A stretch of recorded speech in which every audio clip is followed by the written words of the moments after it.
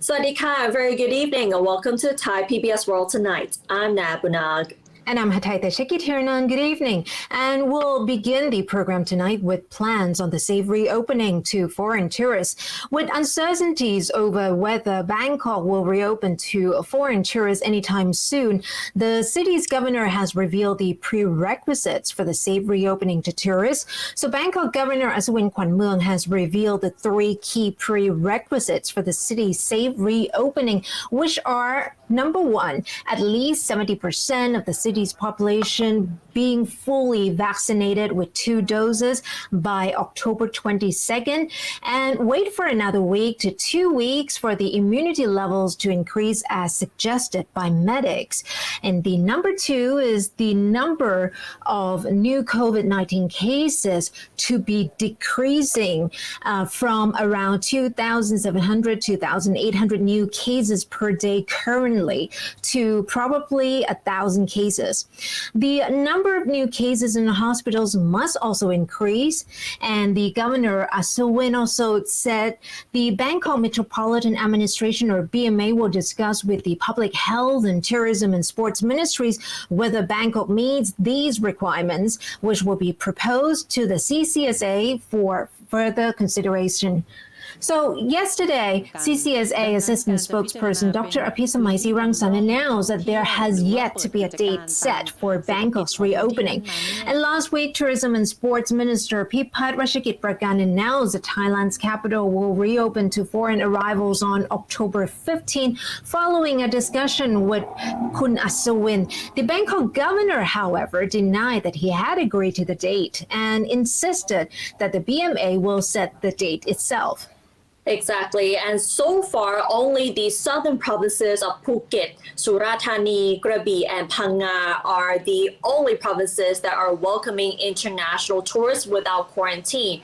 And as of now, the provinces that are scheduled to reopen on October 1st, but pending the CCSA's approval, are Chonburi, Chiang Mai, Phetchaburi, and Prachuap Khiri Khan. However, some of the medical experts advise the delaying of reopening plans until the public health system is better prepared and more people are vaccinated. One of them is Associate Professor Dr. Tira Waratanarat, who posted on his Facebook page yesterday saying the 4 factors are required before the safe reopening, namely, number 1, to be able to bring the pandemic under control with no more than around 1,000 cases a day or fewer. Number 2, at least 200,000 quality and free RT-PCR tests conducted per day.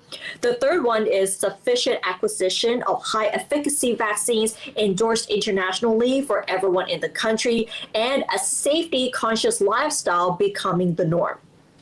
Right. I do agree with the experts that the acceleration of vaccination is the key here, and there have to be more solid and standardized, consistent measures implemented to avoid confusion as well. Of course, a lot of people, me included, can't wait for things to open up again. But a very important thing is the authorities to come up with solid plans and speak with one voice.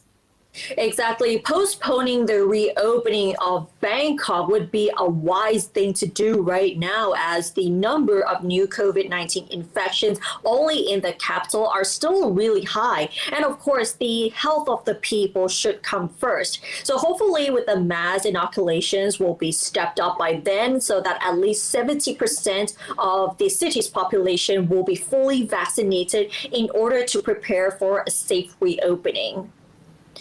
And speaking of the reopening, we reported last week that the cabinet has approved a bunch of incentives to draw more long-term foreign investors and wealthy expats back into Thailand, including long-term visas as well.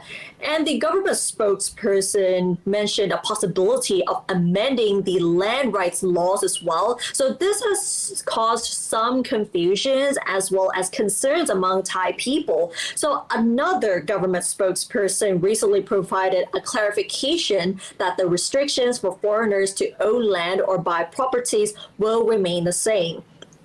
The deputy government spokesperson Traisuli Traisoranakul said long-staying foreigners can own at most 49% of a condominium building and cannot own land in Thailand. However, they can rent land on a long-term basis under a special law, such as the Thai investment law for investing in the Eastern Economic Corridor or the EEC mega project. She said that the cabinet's decision last week regarding the granting of incentives to foreign investors or wealthy expats to persuade them to reside or to stay long-term in Thailand, including long-term visas and other privileges, has caused widespread confusion as well as concerns among some Thais, particularly regarding the land ownership by foreigners. Noting that the cabinet's decision needs to be clarified, she said that the basic principle remains unchanged, where foreigners cannot own land in the kingdom. Currently, foreigners can own only 49% of a condominium building or 49% of the entire room space of a building, while the remaining 51% must be owned by Thai nationals. However, she added that foreigners can rent land in Thailand long term, but they must comply with the special laws such as the EEC law. So it is clear that foreigners are not allowed to own the entire land or property, and this will remain the same.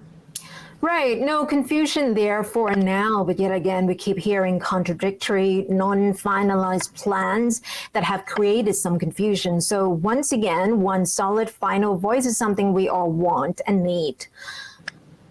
Right. And now let's turn to the vaccination situation, especially for children. Bangkok Governor Aswin Kwanmueang also said today that Bangkok schools may reopen in November, pending the speed of the vaccination rollout in schools, while students with underlying diseases are the first to get inoculated, mainly with the Pfizer vaccine. So the BMA, or Bangkok Metropolitan Administration, provided free vaccinations today to 1,500 students aged between 12 to 18 who are afflicted with any of the 7 underlying conditions and who have passed the screening conducted by Washira Hospital. The Pfizer vaccine being used was part of the 1.5 million doses donated by the United States and distributed by the Disease Control Department to the BMA. And of the 1,500 youngsters, 700 are to receive their first jab, and the rest who were already given their first shot on August 27 will receive their second. So the underlying conditions include chronic respiratory disease, heart and blood vessel disease, chronic kidney disease, stroke, cancer, and low antibody levels, obesity and diabetes, as well as Down syndrome and developmental issues. So Dr. Tirapon Gandanapan, who's a specialist in infectious diseases among children of Faculty of Medicine of Washira Hospital, has urged parents to allow their children to be vaccinated. She said the benefits of vaccination outweigh the risk of side effects and provides more protection against hospitalization and in the case of infection.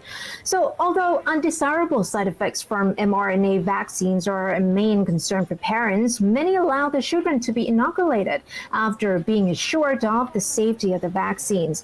And meanwhile, the Julapon Royal Academy is vaccinating over 100,000 students from 132 schools with China Sinopharm to complement the government's vaccine rollout for use, which still awaits the arrival of more Pfizer vaccines. So the first lot of this Pfizer vaccine, 2 million doses out of 30 million ordered, is also expected to reach Thailand next week.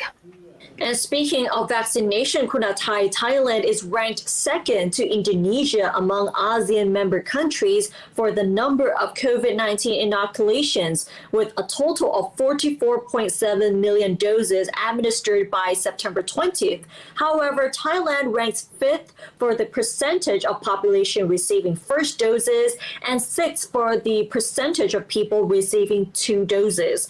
According to the statistics compiled by the Ministry of of Higher Education, Science, Research and Innovations, Singapore has administered the most vaccines in terms of first dose vaccinations per population, followed by Cambodia, Malaysia, and Brunei. So with the ASEAN rankings, Thailand still has a long way to go, especially when only about 20% of the entire population have been fully vaccinated with 2 doses. Definitely is quite clear we have quite a big population, so the number of jabs is, of course, expected to be higher. But when we consider the percentage of populations, Thailand is still in the middle of all of ASEAN. And moving on to the economic impact of the pandemic, Thailand has decided to increase its public debt ceiling to gross domestic product ratio to 70% from the current 60 to allow the government to borrow more to rehabilitate the economy devastated by the COVID-19 pandemic. The finance minister, Akomterm Pithiapaisit, said the decision was agreed at a meeting of the Fiscal and Monetary Board to give the government more room to maneuver in case it needs fresh borrowing to implement medium-term fiscal policies while it is still in a position to service its debts. The minister insisted that the adjustment is in line with Section 50 of the State Fiscal and Monetary Disciplines Act, which stipulates that the government can adjust the ratio between public debt and the GDP every 30 years at least. In the course of the COVID-19 pandemic, the government has rolled out multiple stimulus packages to boost the ailing economy and to help many working people affected by its impacts. Each package cost taxpayers tens of billions of baht, while collection of tax revenue has fallen short of targets. So from the looks of it, one would feel that the economic situation is looking really bleak, judging by this new ceiling adjustment. But from my previous talks with economists, they don't seem to be too concerned about such adjustment. So we'll just have to wait for all the vaccination to happen so the country can reopen and the economy can also be revived. Right. Mm-hmm. And we are ending the program on a lighter note, or not, as people are celebrating the Mid-Autumn Festival. Many of you might also be enjoying some mooncakes, but the indulging in too much of it can put you at risk for health problems as well. So the Director General of the Health Department, Dr. Suwanchai Watanayingjaranchai, explained that mooncakes are high in calories as they are mainly made from flour and sugar, as well as different fillings which give a sweet taste. The one piece of mooncake, or 166 grams, has up to 614 to 772 kilocalories, which is considered to be higher than one plate of fried rice with pork, pad thai, stir-fried chicken with basil, stir-fried noodles, which is really common in Thai dish. Also, although the mooncake is sliced into 6 pieces, one piece still gives 96 to 120 kilocalories. As for each of the fillings for a 100-gram mooncake, the chuchu, or known in Thai as putsa filling, has 338 kilocalories. The durian filling has 345 kilocalories, and the durian and egg yolk filling has 375 kilocalories. Lotus seed filling has 384 kilocalories. Lotus seed with egg yolk filling has probably, this is the highest one, 404 kilocalories.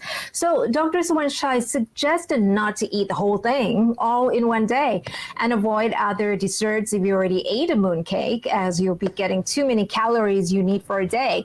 He also explained that the flour and sugar from the mooncake will turn into excessive fat.